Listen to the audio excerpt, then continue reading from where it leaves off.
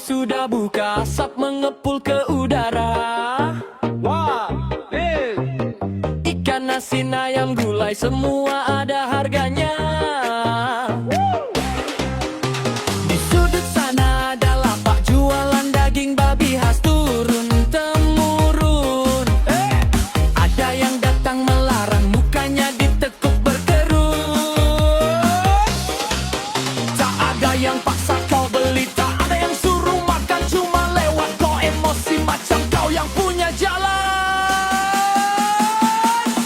Woi kawan, uruslah piring masing-masing, jangan hobi buat telinga orang jadi bising. Kalau tak suka ya jangan ditengok, jangan dibeli, jangan rezeki orang kau buat jadi komoditi. Toleransi itu rasa, bukan cuma gaya-gaya. Hargai piring tetangga biar hidup jadi jaya. Toleransi itu rasa, bukan cuma gaya-gaya. Hargai piring tetangga biar hidup jadi jaya.